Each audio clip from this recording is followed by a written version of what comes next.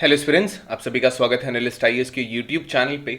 Recently एक बहुत बड़ा अचीवमेंट मिला है भारत सरकार को। वो ये है कि जो यूनाइटेड नेशनल लिबरेशन फ्रंट था, जो कि मणिपुर में बहुत ज्यादा एक्टिव ये एक एक्सट्रीमिस्ट ऑर्गेनाइजेशन है, इसके साथ इंडियन गवर्नमेंट ने बेसिकली पीस एग्रीमेंट साइन किया है। तो ऐसे क्या कारण है कि मणिपुर में ये सारी चीजें देखी जा रही हैं? पीस एग्रीमेंट्स और भी ऐसे कौन कौन से हैं जो सेंट्रल गवर्नमेंट ने इनिशिएटिव लिया है नॉर्थ ईस्ट को शांत करने के लिए खासकर? इसके बाद हम आज का प्रीलिम्स और मेंस प्रैक्टिस क्वेश्चन सॉल्व करेंगे। Then we'll start with Y news.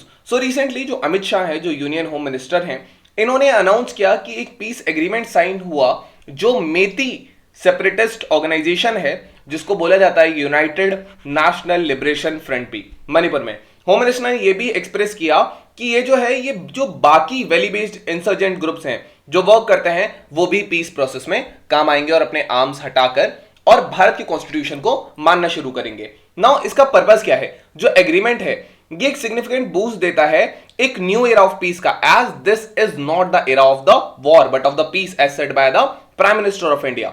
Particularly खासकर मणिपुर और नॉर्थ ईस्ट रीजन में ये दिखाता है फर्स्ट टेंस जिसमें मणिपुरी की कोई भी आर्म्ड ग्रुप हो वैली में, उसने ये वायलेंस अबेंडन किया हो और मेन स्ट्रीम सोसाइटी में वापस आए हैं और ये भारत के संविधान को रेस्पेक्ट करते हैं, मानते हैं और ये कंट्रीज के लॉज के हिसाब से ही चलेंगे।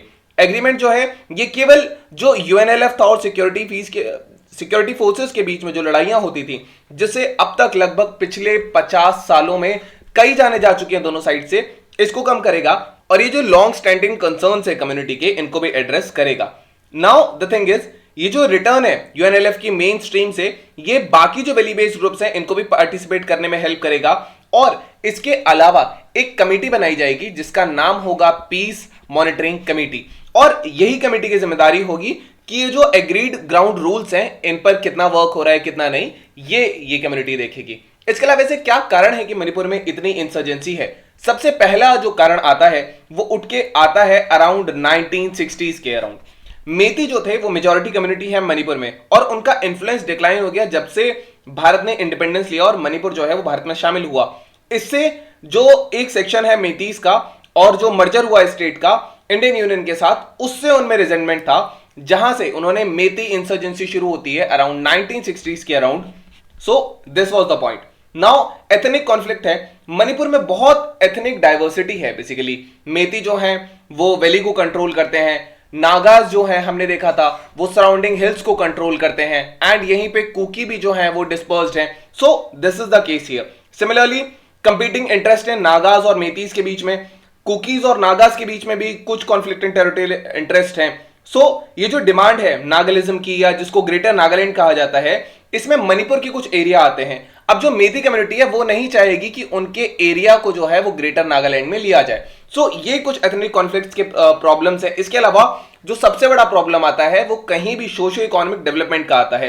टोपोग्राफिकल स्ट्रक्चर इस जगह का ऐसा है कि यहाँ पे इकोनॉमिक डेवलपमेंट की प्रॉब्लम्स है, सोशियो इकोनॉमिक ट्रांसफॉर्मेशन की प्रॉब्लम है, काफी लॉन्ग पीरियड से। माना जाता है एंडलेस करप्शन है, ज्यादातर जो फंड्स भारत सरकार रिलीज करती है उनको वैली में ही ट्रांसफर कर दिया जाता है, जो मेती यहां पे जहां ज्यादा है, ये एक यहां प्रॉब्लम है। इसके अलावा डिससेटिस्फेक्शन है लोगों के बीच में अलग अलग चीजों को लेकर के। सो ये जो एथनिक डाइवर्सिटी यहां देखी जाती है, इसी के अलोंग यहां पे इतनी इंसर्जेंसी देख सकते हैं। नाउ द थिंग इज, अब यूनाइटेड नेशनल लिबरेशन फ्रंट क्या है? ये इसकी जो स्थापना हुई थी दैट वाज अराउंड 1964 में इसको एस्टैब्लिश किया गया था। और ये जो है, ये जो स्टेट के नागा डोमिनेटेड है, जो कुकी जू डोमिनेटेड है, ये इनसे थोड़ा सा डिस्टिंक्ट है। जो यूएनएलएफ है ये जो मेती एक्सट्रीमिस्ट ऑर्गेनाइजेशन है, जो 7 है उनमें से एक है, और इसको जो है वो भारत सरकार ने unlawful activities prevention act of 1967 जो है इसके अंडर इसको पहले ही बैन कर दिया था भारत सरकार ने। ये तब से विद इन और आउटसाइड काम कर रहे हैं, म्यांमार से भी काम करता है। माना जाता है कि इनको जो ट्रेनिंग है वो जो नागा फैक्शंस हैं उनके जो लार्जेस्ट इंसर्जेंट ग्रुप है वहां से मिलती है। ये वैली एरियाज में काम करता है मणिपुर की, और आसपास के विलेज में भी काम करता है।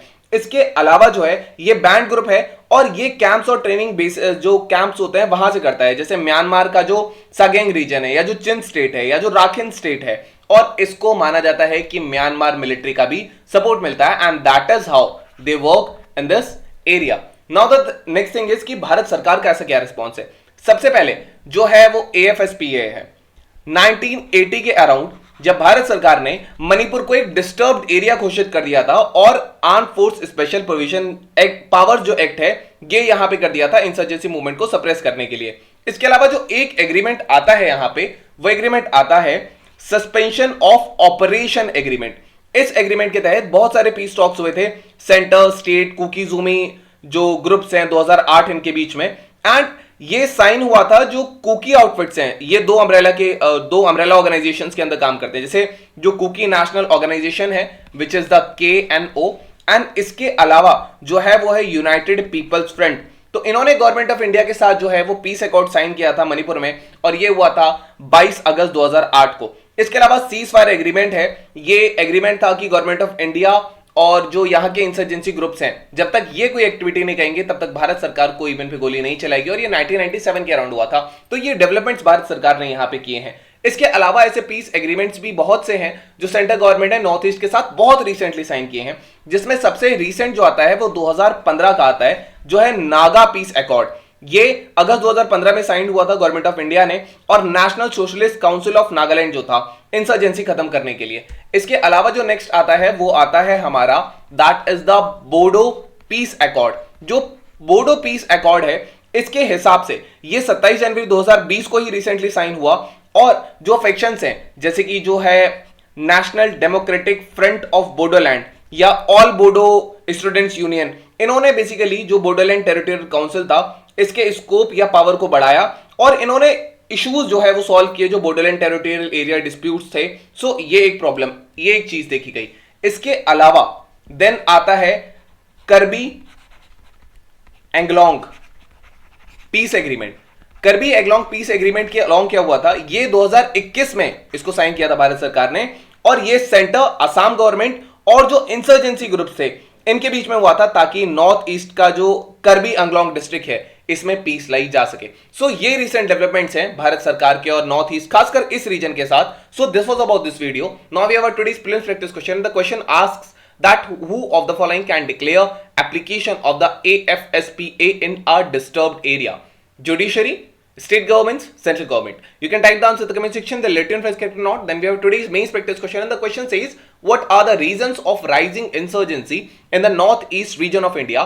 What are the initiatives by the Indian government to reduce the insurgency? So when you will answer the first part of this question, you should remember कि इसमें एक 360 व्यू दिया जाए कि सोशो इकोनॉमिक इंपैक्ट क्या है, एथनिक इंपैक्ट क्या है, इसके अलावा म्यांमार से क्या इंपैक्ट है, ये कुछ सारी चीजें हैं। सो वी कैन, और इसके अलावा माइग्रेशन का क्या इफेक्ट आता है इस एरिया में। So these are the things which you can cover. So this was all about today's video and session. I hope you understood it well. Thank you, have a nice day and stay tuned with Analyst IAS for your better preparation.